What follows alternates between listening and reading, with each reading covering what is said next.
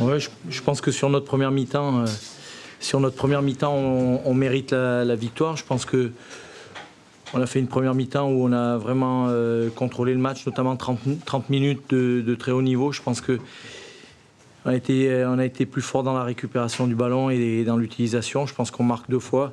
On a encore d'autres situations pour aggraver. Malheureusement, on leur permet d'espérer à 2-3 minutes de la mi-temps sur une de nos rares erreurs. Bon, et une deuxième mi-temps plus compliquée, plus difficile, où Sochaux joue de manière beaucoup plus directe. Nous, on a fait beaucoup d'efforts en première mi-temps. Et il y a des situations dangereuses, mais ils n'ont pas non plus énormément d'occasions, à part sur les coups de pied arrêtés. Sochaliens vient de dire, on a été surpris que Toulouse joue aussi bien. Est-ce que vous avez joué sur ça aussi en vous disant, on va voir les Sochaliens jouent pour le maintien? Joue aussi bien, c'est-à-dire? Que vous ayez sorti ce match-là. Non, mais vous savez, ça a l'air de surprendre, mais il y a des journalistes de Toulouse, ils vont vous dire, hein, on joue bien, on essaye de bien jouer, on essaye de produire du jeu.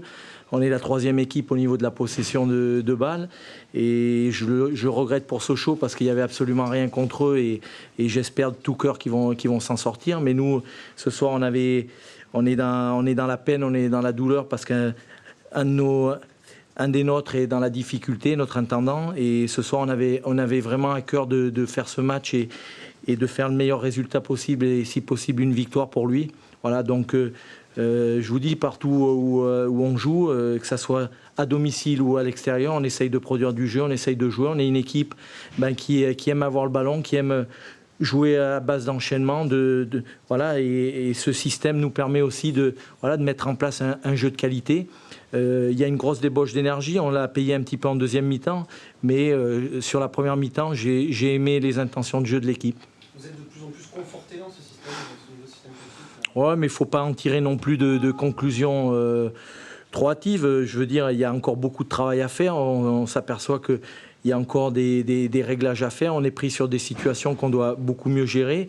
Mais depuis 3 semaines, je trouve que les joueurs prennent énormément de plaisir, que ce soit à l'entraînement ou en match, dans ce système-là, aussi bien pour attaquer que pour défendre.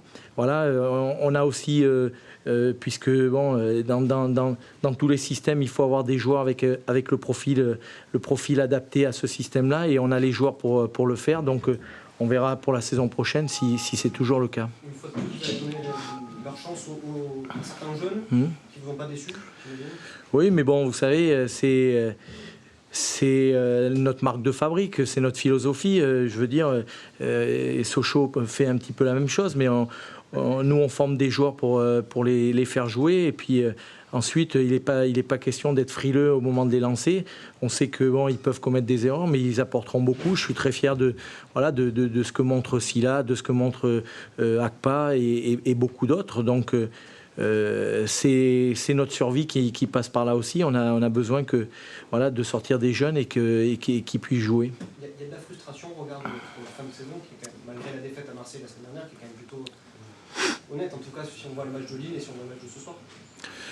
Il y a de la frustration, oui, parce que je pense qu'on est une équipe, peut-être pas pour être dans les 5 premiers, mais on est une équipe pour batailler entre la 6e et la 10e place. Je pense que cette année, on a payé pas mal de choses qui nous ont été fatales, notamment beaucoup d'absences dans le secteur défensif, et notamment des absences en même temps, où à des moments on a eu à déplorer 3 ou 4 joueurs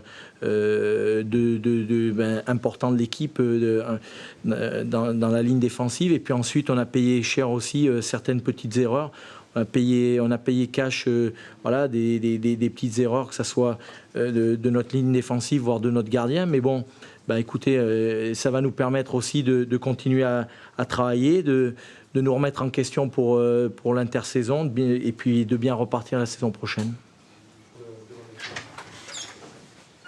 L'explication, c'est surtout qu'on a arrêté notre début de match. Que les joueurs, ils ont eu du mal à se libérer. Et que, donc, à partir de ce moment-là, on a manqué d'agressivité, de détermination dans les duels. On sentait un peu de fébrilité technique. Et on s'est retrouvé mené 2-0 au bout d'un quart d'heure, ce qui rentrait la tâche très difficile. Après, on a vu l'équipe qui s'est bien repris, qui arrive à se propulser vers l'avant. Et à ce moment-là, donc, on a marqué un but juste avant la mi-temps qui nous permettait d'espérer au moins le match nul d'obtenir le match nul en deuxième mi-temps. Et la deuxième mi-temps, on a continué avec la même détermination, bon, des fois de façon un peu éparpillée, je dirais. Mais au moins, on a vu que l'équipe, elle avait du cœur, que les joueurs, ils étaient prêts à tout donner. Et c'est ce qu'il faut retenir. Mais par contre, il en avait besoin de plus de justesse technique dans le dernier geste pour égaliser et obtenir ce nul qui aurait fait le bonheur de tout le club.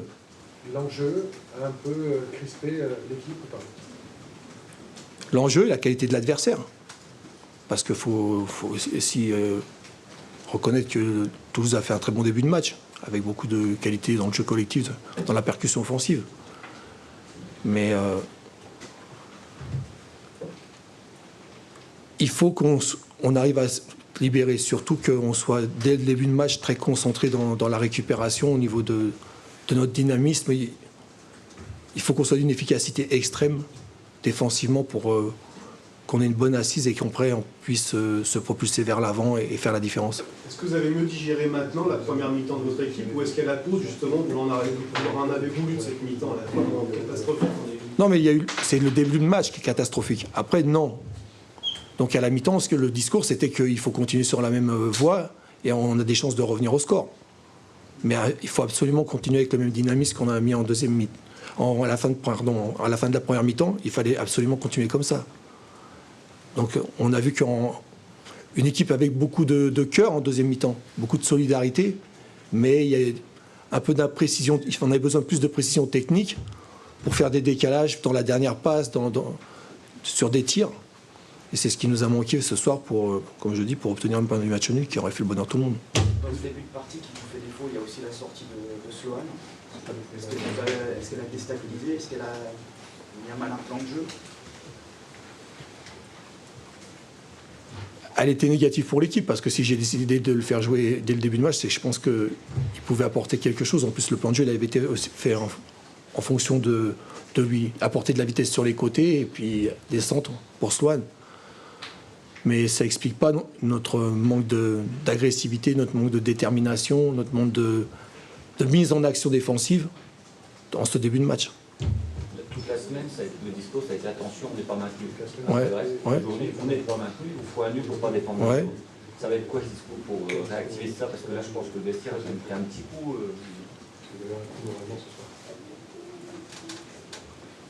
Mais le discours, c'est que il y a un mois, on aurait rêvé d'être entre guillemets dans cette position, parce qu'aujourd'hui, un nul à Bastia, ça nous suffit.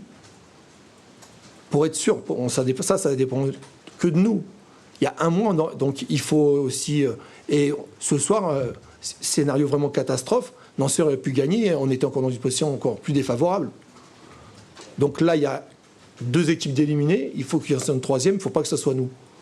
D'accord? Et longtemps, il me semble que les gens, ils ont pensé que ça serait nous. Et aujourd'hui, non. L'équipe qui est devant, c'est nous. Donc il faut qu'on reste réaliste par rapport à ce qu'on a fait, pour avoir un bon jugement et puis continuer à progresser, pour remettre des choses bien dans l'ordre, pour se donner toutes les chances d'obtenir un résultat à Bastia. Mais est-ce que la passe plus psychologique, puisque vous le dites, est-ce qu'on pouvait penser qu'avant ce match-là, c'était presque fait, maintenant se dire, il faut remettre un coup de collier. Est-ce que c'est là où ça peut avoir une incidence sur le mental? Non, mais j'ai pas vu des joueurs qui étaient démobilisés ce soir. J'ai vu des joueurs qui étaient plus crispés, qui étaient un peu contractés au début du match. Mais après, j'ai vu des joueurs qui étaient généreux, qui étaient dans le projet du maintien. Ça, il faut le garder. Après, il faut garder cette sérénité. Et le mot d'ordre, quand même, c'est avoir cette rigueur défensive au niveau collectif. Et ça nous permet de voyager, d'aller loin. Et donc aujourd'hui, si tout le monde reste au service du collectif, je suis persuadé qu'on va arriver à notre objectif. C'est ça le message essentiel, ça va être ça. Mobilisation toujours. Ouais, faut pas paniquer. Faut être aussi, comme je disais, il faut être réaliste parce qu'il faut regarder les choses en face, il faut regarder ce qui a été bien, ce qui a été moins bien. Et puis il faut continuer à travailler, à bien préparer ce match contre Bastia qui est important pour le club, qui est important pour les joueurs, qui est important pour tout le monde. Finalement, ça aurait été un combat jusqu'au bout du bout de la saison. C'est écrit. Donc maintenant, on va aller au bout. Et puis on va réussir. blessure de Sloan, c'est quoi J'ai pas vu le docteur encore.